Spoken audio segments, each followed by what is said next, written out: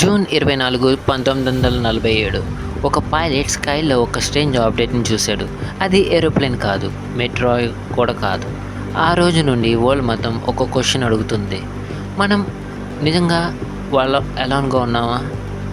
Last few ఇయర్స్లో governments కూడా accept చేసే అన్నోన్ ఆబ్జెక్ట్స్ మన స్కైలో తిరుగుతున్నాయని. కానీ నిజం మొత్తం చెప్పలేదు.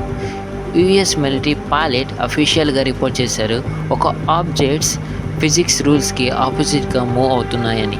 సడన్గా స్పీడ్ చేంజ్ అవ్వడం, ఇంపాసిబుల్ టర్న్స్ తిరగడం రేడార్లో కనిపిస్తాయి, కానీ ఐడెంటిఫై చేయలేకపోతున్నారు.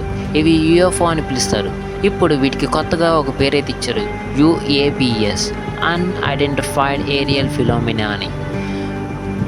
2021లో యుఎస్ గవర్నమెంట్ ఒక రిపోర్ట్ రిలీజ్ చేసింది, కానీ ఎక్స్ప్లెనేషన్ లేవు. కానీ బిగ్గెస్ట్ క్వశ్చన్ ఏంటంటే, ఏలియన్స్ ఉంటే ఎందుకు ఓపెన్గా కనిపించరు? లేక మనం ఆల్రెడీ చూసాం కానీ రికగ్నైజ్ చేయలేకపోతున్నాం? సైంటిస్ట్ చెప్తారు, యూనివర్స్లో బిలియన్స్ ఆఫ్ గ్యాలక్సీస్ ఉన్నాయి. మన ఎర్త్ ఒకటే లైఫ్ ఉండడం ఆల్మోస్ట్ ఇంపాసిబుల్. సో 3 పాసిబిలిటీస్ అయితే ఉన్నాయి. ఫస్ట్ పాసిబిలిటీ ఏంటంటే, ఏలియన్స్ ఉన్నారు కానీ దూరంలో, మనకంటే దూరంలో ఉంటారు.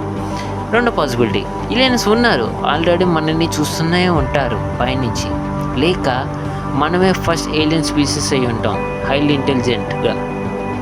కానీ ఒక డౌట్ మాత్రం క్లియర్, స్కైలో జరుగుతున్న అన్నీ మనకి తెలిసినవి కావు, క్వశ్చన్స్ మాత్రమే మిగిలింది.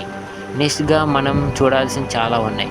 వీడియో నచ్చితే లైక్ చేయండి, మరిన్ని అప్డేట్స్ కోసం మన ఛానల్ ఫాలో అవ్వండి, కామెంట్ చేయండి నెక్స్ట్ ఏ వీడియో చేయాలో.